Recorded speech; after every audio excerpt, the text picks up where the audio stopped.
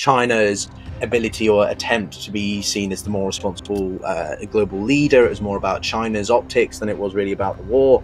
Where do you see the Chinese in this? We've seen the Chinese-Russian relationship. The Chinese are looking at increasing viability for using the northern trade route going over the Arctic. China is willing to risk worsening relations with the United States and others by continually openly providing parts in violation of sanctions to Russia that Russia needs for its defense industry. This is a part of the challenge. Mr. Sullivan, the president's national security advisor, is headed to Beijing today. I think this will probably, he's going there to help convey that, the United States is trying to press China not to support Russia. What's your longer term perspective of China vis-a-vis Taiwan and Ukraine? Obviously, part of this will depend on the U.S. election. I think the Chinese, the Russians, everybody's sort of waiting to see who comes out next. This is The Global Gambit.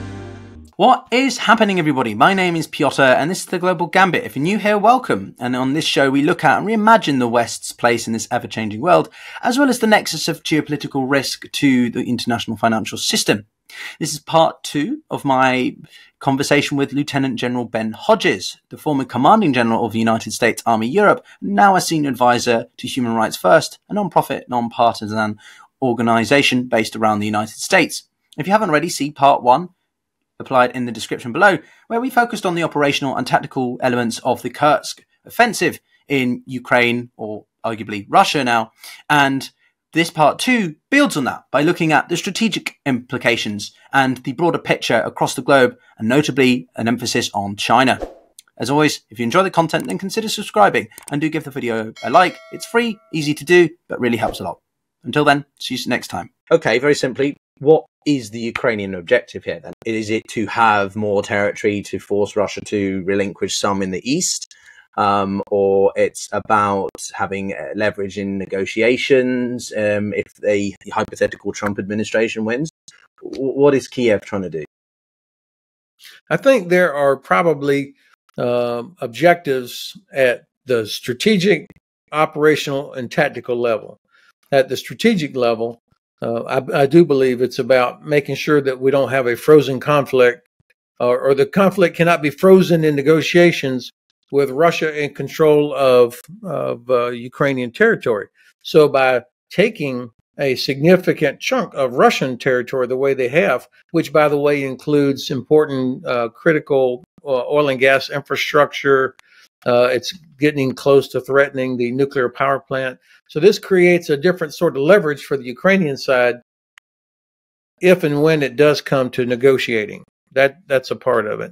And the other strategic objective was to change the narrative about the inevitability that, because I think a lot of pressure on Ukraine from the West to negotiate is because there are, unfortunately, too many people who still believe there's no way that Ukraine can win. So come on, let's just stop this killing.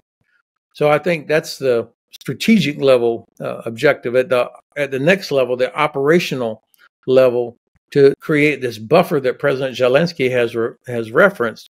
This is to make sure that Russia cannot use this area on the other side of the border for launching drones, rocket attacks, etc., or prepare for a land assault against Sumy, for example, and other parts inside Ukraine. But it's also intended to draw off forces that are attacking in other places, ideally to relieve some of the pressure on Pokrovsk and around Zaporizhia and places like that. At the tactical level, I think they really are working hard to strengthen the shoulders of this salient. I mean, there's excavators that are in there. They're building up defenses. So that tells me they intend to stay for as long as they can, or until they've achieved the effect that they want to achieve.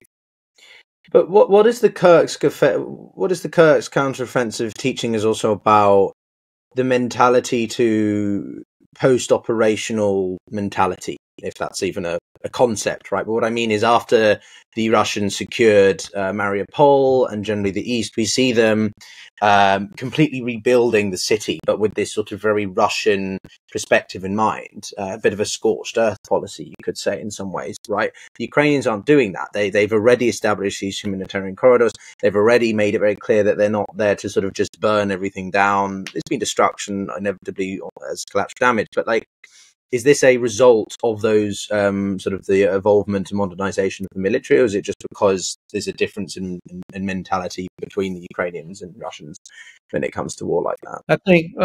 I think it's more a difference in an approach and mentality, and reasons for being there. I mean, the Russian reason for being in Ukraine is to destroy Ukraine, to try and eliminate Ukraine as a state, and to eliminate Ukrainian heritage. I mean, there's been so many things that have been happening over the since 2014, where Russia clearly is trying to erase Ukraine from the map. Whereas Ukrainian side, they have no interest in taking Russian territory. They're trying to eject Russia out of Ukrainian territory. And so, and it's also worth noting that this region of Kursk and Bryansk, these areas for centuries were populated by people that were, let's say, closer to Ukraine than they were Russia. So there's an ethnic sort of mix, historical mix, that is different than, say, you might find up in the Moscow region or towards St. Petersburg. And so I don't think there's a desire, or let alone a military value in destroying everything, but instead having you don't want to have to devote a bunch of resources to protecting your rear area and your lines of communications. And I think that they're achieving that. Yes, and Zelensky said just in the past day or so that he would present quote unquote a victory plan to the US. And what I found quite interesting, his two potential successors, to paraphrase, probably whilst we've got UNGA coming up, which is the colloquial way of saying the UN General Assembly. Not that I expect any major tipping points here, really, but what's your assessment of, from what he alluded to, he said it was a plan to sort of ensure Ukraine was in a strong position, and I think we touched upon that. But, we want it to be fair for Ukraine. So it does look like Zelensky is beginning to think about post-war scenarios. Is this something that you think we could start beginning to see happen by the end of the year, for example, or it's very much dependent on US administration, how things go on the battleground?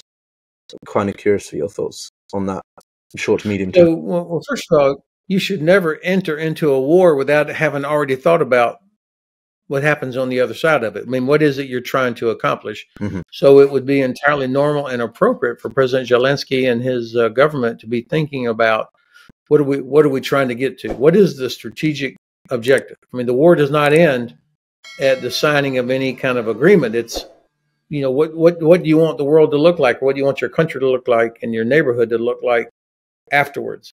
Because that will drive how you conduct the war. That's been the biggest problem for the United States and UK and Germany, is that our governments have not clearly defined the strategic outcome. And when you don't have a clearly defined strategic objective, it's very difficult to have good policy. Now, when I think about 1942, January 1942, Churchill comes to Washington, D.C. This is less than a month after Pearl Harbor. So the United States Pacific Fleet is still on fire, literally on fire in Pearl Harbor. Great Britain has had 2.5 years of nothing but disaster since Germany invaded Poland in 1939. So, and there was a huge America First movement going on in the United States. No Americans wanted to get involved in a war in Europe. Most of them were first, second, third generation immigrants who had left Europe. And they're like, no, we left that. We don't want to go back to that. So fortunately, Churchill and Roosevelt, at a time when there was no reason for optimism, the two of these guys got together at what was called the Arcadia Conference and decided they had to defeat Nazi Germany first. So Germany first became the strategic priority Now, again, this is at a time when there was no reason for optimism and nobody in America wanted to get involved in this war. And so that gave a clarity and a purpose that enabled President Roosevelt then to get the Congress to change the laws as necessary and to talk to the American people about why this was important. At the time, the United States Army was number 17 in the world, right behind Bulgaria. And so we grew to 12 million as a result of this strategic clarity and then the ability of our leaders to explain it to the American people. And then 1 year later, in January of 1943 at the Casablanca Conference, again, not much reason for optimism, Churchill and Roosevelt agree on the desired end state of the war, unconditional surrender. Not we want to get into a better negotiating position with Hitler, unconditional surrender. We're going to crush Nazi Germany and the Empire of Japan. So now you've got clarity, priority, a strategic end state, and that enabled the Allies to do what was necessary. So this, I don't think this can be overstated, the importance of clearly defining the objective so that you can then get the legal, industrial, physical things done needed to actually win. But to be devil's advocate, because on the channel, on this show, I like to pose some of the more alternative perspectives. Acknowledgement of them doesn't necessarily mean endorsement, that said, which is one of the things that we see a lot of Kremlinites emphasizing is there was a peace deal on the table. Boris Johnson went to Kyiv and they pressured the Ukrainians to scarper that peace deal. And this was all part of some, embellished plan by the United States and NATO to eke out this war for their own self-interests. Do you disagree with that? I would obviously assume. Yeah, but why? Of course. Why then is that something that is pushed by the other side? Well, of course, the Kremlin has zero interest in a legitimate peace plan where Ukrainian sovereignty is respected. And that's what's at stake here is the so-called international rules-based order. Respect for sovereignty, respect for human rights, respect for international law, respect for international agreements, freedom of navigation. All of these things are elements of the international rules-based order by which we have benefited for decades, ever since the end of the Second World War. And so Russia, of course, hates that. They don't want to be held accountable for violating Ukrainian sovereignty or the sovereignty of Georgia, for that matter, or Moldova. And so any peace deal that the Russians, where they retain control of land that they took illegally, starting with 2014, I think has to be a non-starter for all of us. And the Chinese, of course, are watching this. The Chinese are looking to see, is the West really serious about defending this international rules-based order? Because if we're not willing to do it in Europe, where it's much easier than it will be out in the Indo-Pacific region, then I think the Chinese will not be very impressed with anything that we say about the Philippines or Taiwan or the South China Sea. I'm glad you met. Inevitably, we were going to touch upon China a little bit, but I wanted to ask you about your perspectives on Narendra Modi's visit, because I am, I look at the grand strategy predominantly. That was what I did my master's on, and India is a fascinating example of push and pull effects in international relations. Right, the US trying to pull India on side more, and the Chinese even more so pushing the Indians towards the DC, but they retain their strategical autonomy. But at the same time, it's quite transactional under Modi. So this idea of rules-based and values-based foreign policy, or sort of towards issues like Ukraine, is obviously a problem because India, or Modi specifically, has been incredibly unwilling to condemn Russia's actions over Ukraine, despite being the world's largest democracy, but because India isn't necessarily a Western democracy, right? So how do we navigate this if we want this rules base also to continue, but at the same time engage countries that we need for pragmatic and strategical reasons? No, it's a great question, and it's a great strategic challenge for all of us. We do need India as part of the Quad to help counter China's influence in the Indo-Pacific region. At the same time, India, with its gigantic population, is dependent on cheap Russian gas. They are one of the two main recipients of the oil and gas that Russia still exports out through the Black Sea and the Baltic Sea in their so-called shadow fleet. So there's if you're Modi, you're looking at what are your concerns, threats from from China, but you need gas from Russia, but you really want to be aligned with the West for other things that you care about. And so I think Modi is going to continue to try and triangulate all of that. It was important that he did go to Kyiv, and perhaps they may be able to play a role somehow where they exert enough pressure on Russia. Now, this is where we have to play hardball. I mean, is it in India's best interest to be closer to Russia or to the West? I mean, from their own interests. And of course, India's concerns about China they also have Pakistan on the other side. So much of these things are interconnected that I think the strategic challenge that you've outlined, and I've done nothing to clarify, only accentuate is the different forces that are at work here.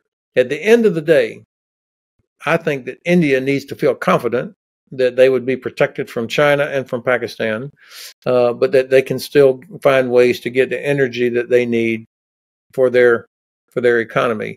Surely the United States and our allies can find a way to do that.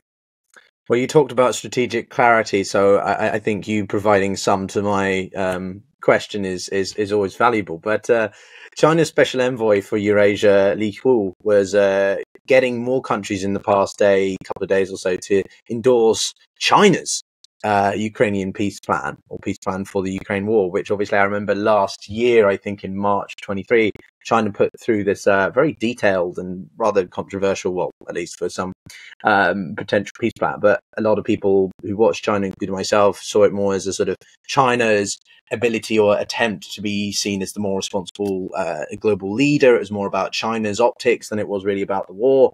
Where do you see the Chinese in this? We've seen the Chinese-Russian relationship having its few issues. This is a marriage of convenience, let's be honest. It's not one of ideological alignment, like sort of many of the G7 at least. I'd love, just dump all your thoughts about China on me at the moment, because I'm very curious for your thoughts about where they sit in all this.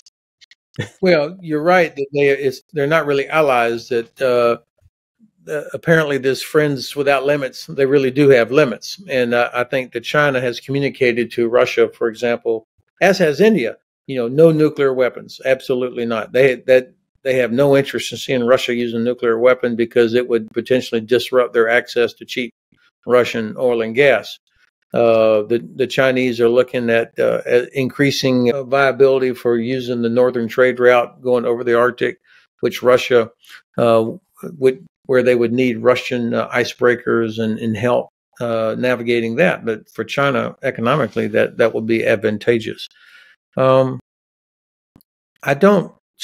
is willing to risk worsening relations with the United States and others by continually openly providing parts in violation of sanctions to Russia that Russia needs for its defense industry. So this is a part of the challenge. Mr. Sullivan, the president's national security advisor, is headed to Beijing today, I think, and this will probably, he's going there to help convey that the United States is trying to press China not to support Russia. But I think that for the Chinese, they're watching to see, are we really serious about defending sovereignty, defending international law, as they look at what they're doing against the Philippines, for example, where the United States does have a security agreement with the Philippines. So that this is not moving in a good direction. I really liked it. I live here in Frankfurt, Germany, and Annalena Baerbock is the German foreign minister. And when China came out with this plan, which I did not think was necessarily very detailed, but it was a list of things. And she was asked about the Chinese peace plan, and she said, we already have a peace plan. It's called the UN Charter. I thought that was a brilliant response. I mean, that's the peace plan for Ukraine. Russia lives up to the UN Charter, and it's a member of the UN Security Council, which goes around threatening its neighbors with nuclear weapons. So I think the Chinese peace plan offering has no chance of going anywhere because nobody believes that Russia would actually live up to any of it. Until Russia is defeated, defeated, the old-fashioned way, defeated, they're never going to change. They'll wait for us to lose interest 2 or 3 years. It's going to require a collapse of that regime. So, you mentioned the Second World War. Much like China is now, you could say the US was benevolently neutral, right, in the Second World War, right? They were neutral, but they were sending a lot of support to the UK, and China says it's neutral, but it's on the side of the Russians because it benefits their interests. And I think there's a lot of debate around whether China wants to reform the international system or completely overhaul it in a new image, right? What's your longer term perspective of China vis-a-vis Taiwan and Ukraine? As you said, I know they're watching, but at the same time, the window is closing. And if this war in Ukraine doesn't at least sort of evolve into something that's more sustainable for the Chinese, as well as let alone the Americans or something, that's going to limit the window for President Xi over Taiwan. No? I think most people agree it's meant to be in the next 2 to 3 years is the best opening for a sort of operation against Taiwan of some form. Or it's too far to think about that. Obviously, part of this will depend on the U.S. election. I think the Chinese, the Russians, everybody's sort of waiting to see who comes out next as our president. Will it be President Harris, which I hope, and which I increasingly think, or will it be a return of President Trump? That will have some impact on how others respond, on how they perceive American determination and power. And the strength of our alliances. I don't think that China has the ability right now to just overwhelm Taiwan. It's one thing to have a lot of ships and a lot of airplanes. That doesn't mean you have a good Navy or a good Air Force. And going to Taiwan will be a significant operation that the U.S., UK, others will not just stand by and let it happen. So I'm not sure that the Chinese are prepared for what would happen militarily, and then especially economically, what that would do to them. So I'm less concerned that China will use military force to try and overwhelm Taiwan now than I was a couple of years ago. But I do agree that there's a window, and I think President Xi would like to have certain things done inside before the end of his third and probably final term. I'm more concerned about the Philippines and Chinese claims to these artificial islands out in the South China Sea, what they're doing out there. It's a little bit more difficult for us to do anything about it. And it doesn't seem as urgent to, I think, most people, doesn't seem to have the same economic impact that Taiwan does. So I don't know. This is not my area of expertise, but as I think about that, and then I look at our Navy, the U.S. Navy. I'm so proud of what they do, but they are no way close to having enough capability to do what has to be done. We've got 2 carriers that are tied up now dealing with anticipation of a war with Israel and Iran. Mm-hmm. That's 2 carrier strike groups, and so you don't have a lot of excess naval capability. The Royal Navy is part of the effort out there. The Australian Navy out there. The Japanese, thankfully, are regrowing their naval strength. But still, it's not a lot of capability for the Indo-Pacific region. It's enormous distances out there. So